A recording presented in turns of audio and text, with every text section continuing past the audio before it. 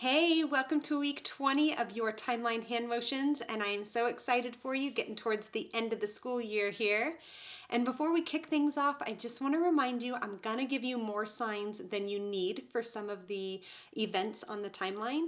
So pick and choose the things that help you best remember the events. No feeling overwhelmed. We don't want you to feel like you have to fit them all in the short time.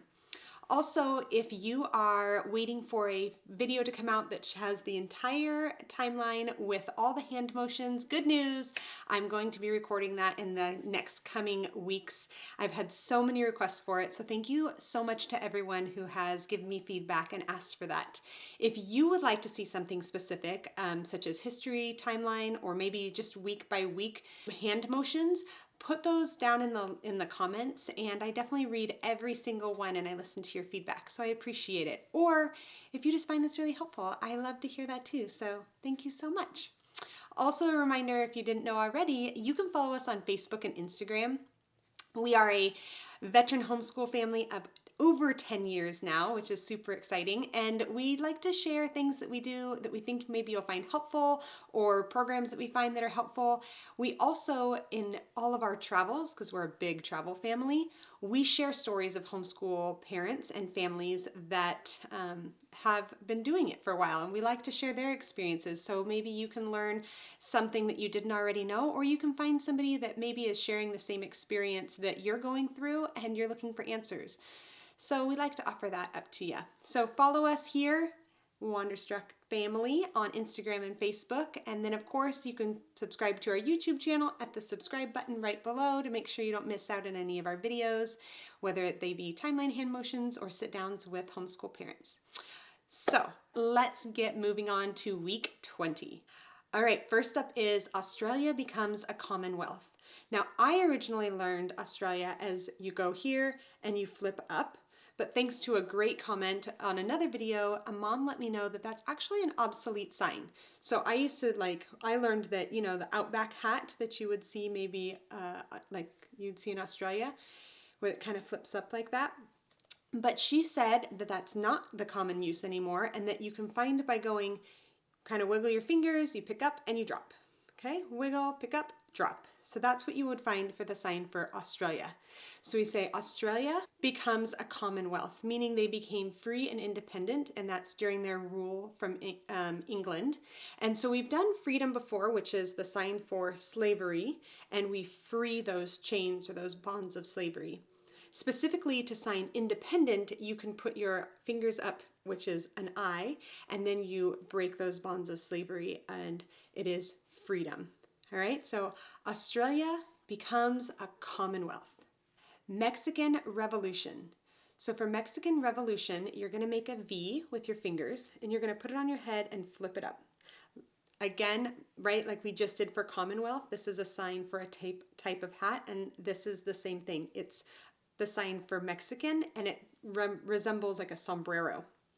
So Mexican, and then you could say, because it was people from Mexico that revolted, or that's what it was the Mexican Revolution. So you can sign Mexican, and then you can sign people. And to sign people, you can do hands straight up and down, or you can make a P by doing your finger like this, thumb touches the middle finger, and then it's like a K, but it drops all the way down. That's P.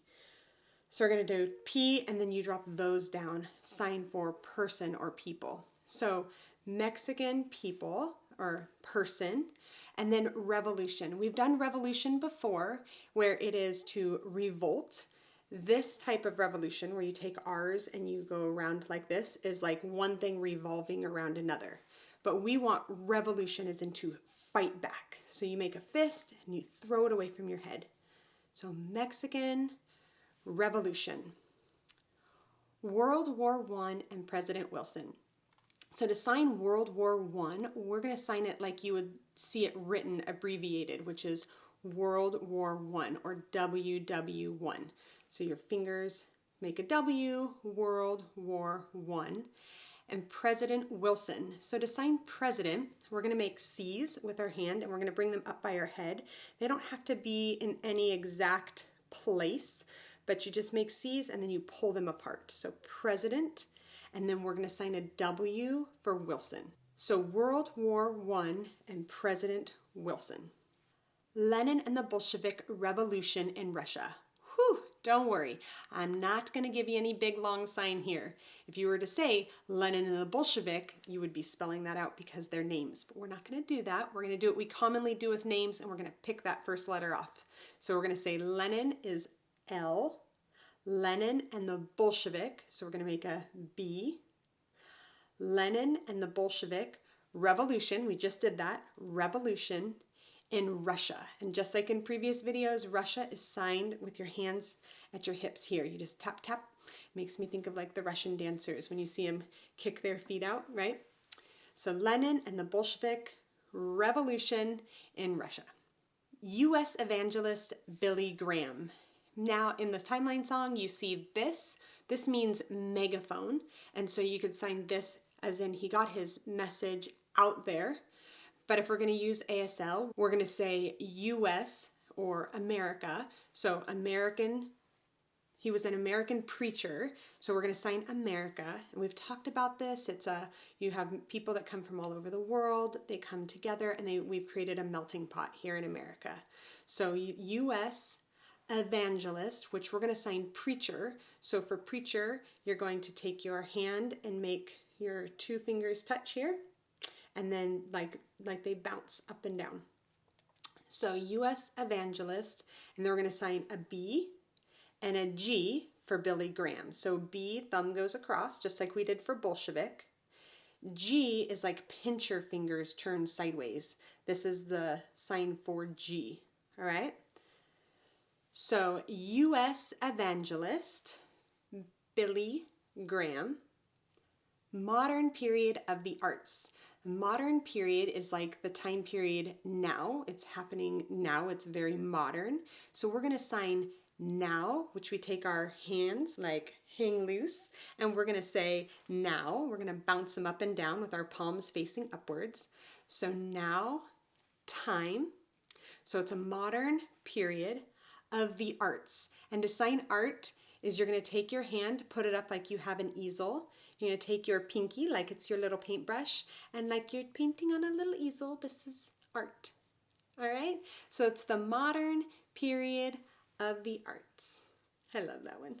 The Great Depression and the New Deal.